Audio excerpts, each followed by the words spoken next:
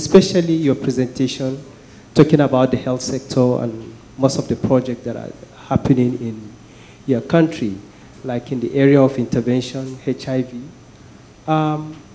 Most of the time when we talk about such intervention, we mention Africa. But we don't go to Africa and look at the situation of things. That I sometimes find it not, can I use the word, not acceptable.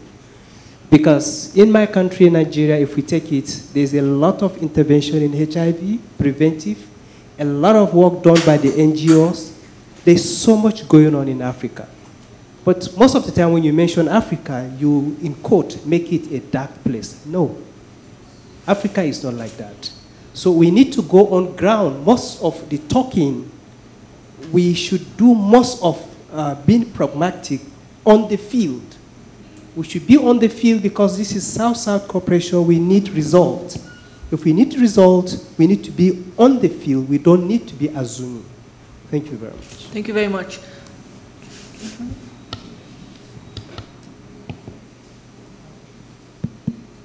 My question is to Mr. Balakrishnan. How has Cuba achieved such low cost and high excellence medical education? Is there any information on that? And Jessica, I must say, Guatemala is not alone in the problems that you so frankly brought on the table. There are people who impede implementation of many schemes in many countries, including India. So I thought I'll sympathize with you. Thank you. Thank you. There's one in the back there.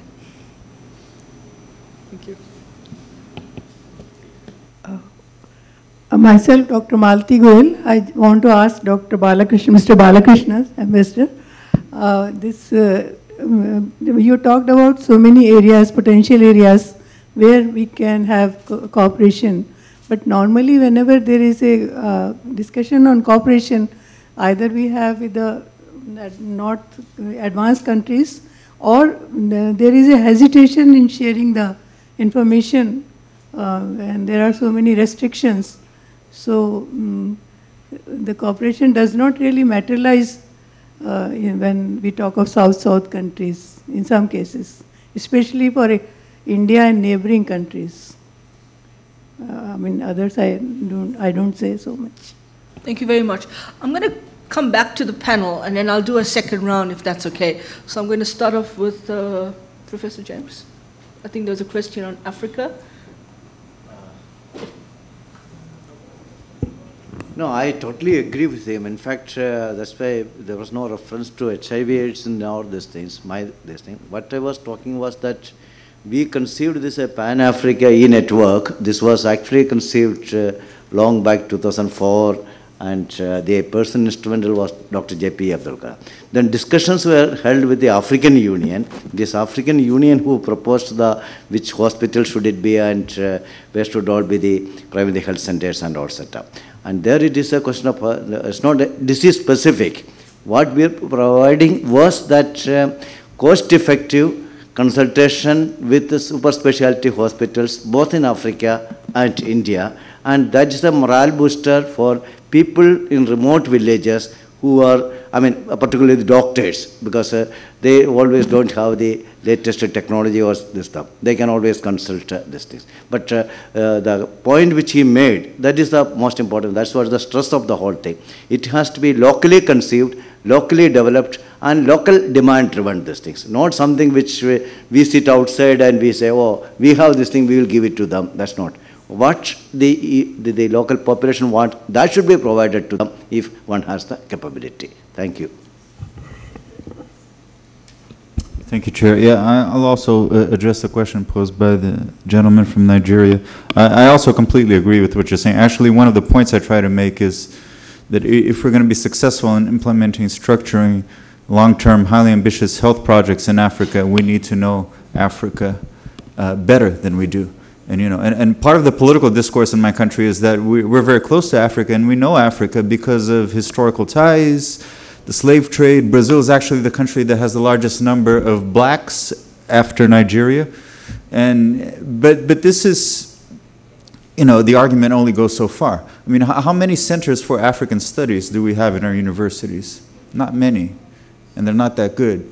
I mean, and the realities of the African countries, despite all the similarities, colonialism, imperialism, and the like, it's still very different from our own. Like I mentioned, you know, the political support that we get from some of our projects at home, there's no counterpart in Africa, and that might be a problem if you want to implement those kinds of projects. So again, I agree. Thanks. Yeah, question on Cuba, low-cost medical education. Actually, you can't isolate this from the overall development experience of Cuba. The background to this is that Cuba has a very high literacy rate, almost 100%. School education is completely free, university education is free. So they have a good human resource base, and they have a wide network of hospitals. The government decided to set up medical colleges in fairly large number for a small country of 10 million all across. And they leverage this capacity to train students who have a medical degree. They leverage it into their health diplomacy. They even have people coming from the US, particularly from the underprivileged sections, to study medicine.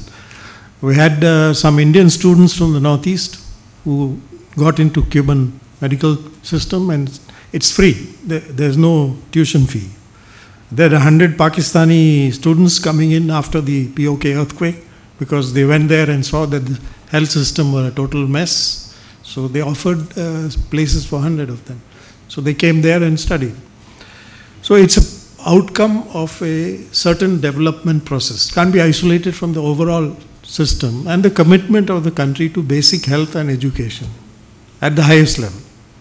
I can give you, for example, Fidel Castro went to the extent of saying that even if there is only one child in an isolated village in the mountains, there should be a school. So that kind of political will and commitment was there in the health and education sector. Plus, it's a relatively small country, and social mobilization under a one-party system is not difficult. You can mobilize people. I'll give you an example of dengue. When they had dengue cases in Havana, the method used was every week spray every building, including embassies, no question of immunity, and put all the school children at work to remove all the foci where water collects, including eggshells, tires. So the school children were put into that. So this kind of social mobilization is, you can't put it in, evaluate it in terms of money. I mean, the cost in terms of money of this project was very low. So not a rich country, but in terms of human effort, it was considerable.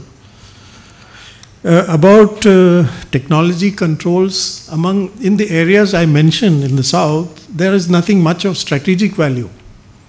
The issue of technology controls comes when there is a strategic dimension to certain technology, which comes in the aerospace and in the nuclear sector. The sectors I have mentioned are sectors where there is very, you might not see much of strategic dimension. Maybe nanotechnology, there are very small sensors which can be used for strategic purposes, but apart from that, none of them really. ICT, yes, I agree. But barring that, there is no real reason not to share knowledge among the South.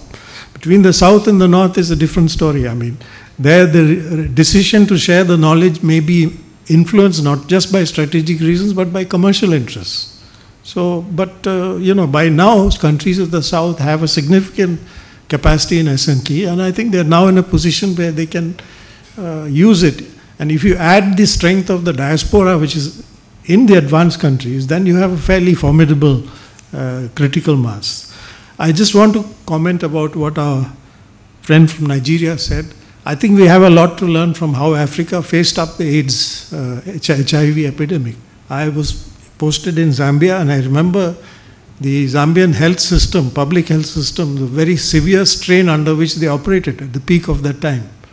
I would say their medical personnel were nothing short of heroic in the way they did it. And the government mounted an excellent public information campaign about HIV AIDS to sensitize particularly the youth about the dangers. it was so good in quality that people from many countries came to study that and to learn lessons from that.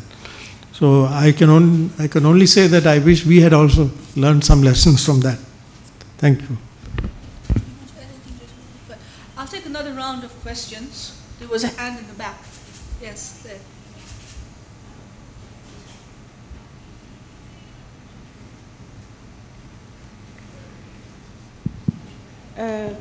I just wanted to ask or say that when we talk of science and technology, we generally talk of the high-end technologies or newly emerging technologies, which seem all right for the developed countries. But if we look into our own technological development, the historical development, we'll find many things that we have already used, but which we have discarded on the way. Simple things are like a solar cooker, for example. It's energy saving, and if the scale is very large, it can actually save substantial amount of energy as well as forests. So similarly, there are various things, say cooling by evaporation rather than air conditioning has many benefits vis-a-vis the air conditioners. Similarly, you know, in Rome, you find very cool water coming from the streams through a series of aqueducts. So, you know, that kind of water engineering, which can put together streams that we already know are there and utilize that. Because normally when we talk of technology, we tend to talk only of high-end technologies, but this kind of knowledge, traditional knowledge or whatever you call it, is also there, is also technological in some sense, and can also be adopted on a large scale. I used a solar cooker for several years, maybe 10, 15 years, but now I cannot find it anywhere in the market. Thank you. Thank you for that intervention. Are we okay for time, Sachin, or do we have to basically cut off here now? So what I'm going to do is I'm going to give the panelists about a minute or less to just do, if they want any wrap-ups, and then we can close the panel. You want to make any statement? Closing remarks? No? Ambassador? Yeah, I don't think we distinguish between high and low-end technology. Technology is technology. If it's useful, we should apply it, period. Thank you. Okay. Yeah, the point she made is a very distinct. In fact, this is one of the reasons why we were going on talking about protecting and conserving traditional knowledge and using it. In fact, there is much which people can learn from the traditional knowledge, for particularly in the health sector, you know, innovative this thing, practice and all that. So I agree with your observation. Thank you. Thank you very much. I want to thank the panelists for their very salient issues, and I think with that we can go to tea. Thank you. Thank you. Thank you. That was In the front. no. Yeah. Back.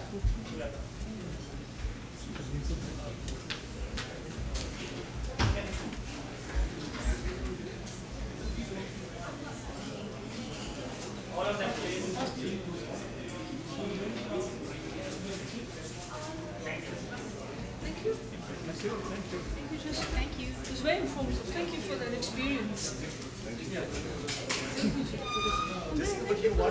Yes, that's nice. Wonderful. Your seat is over there. Hello. Oh, hello. Good to see you again. Yes. I saw you in 2015 when we had a course here. Many years ago, you might not remember, we had a large group, 30 people. Oh, with the South, ORF. ITEC. Yeah. No. No, the ITEC. ITEC course. Good, so you're back. Yeah, all the continents.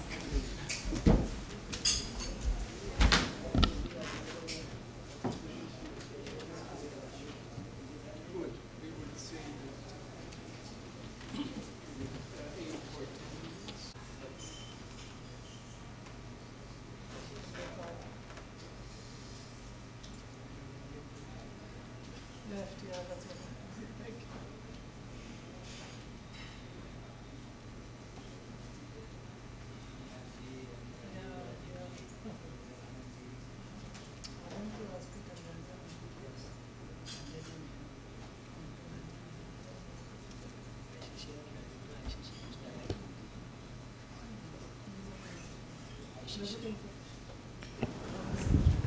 So I suggest that we would start the session now.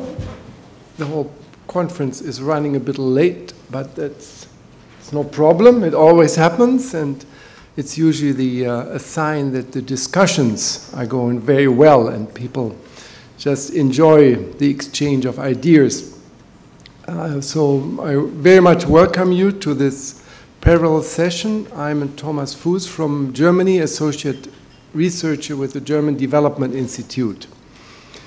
We have a what I find very challenging session now on the issue of peace and conflict management. This is quite a sensitive area, and I'm very happy that the organizers of the conference included this, because it really gets us to the middle of some conflicts or tensions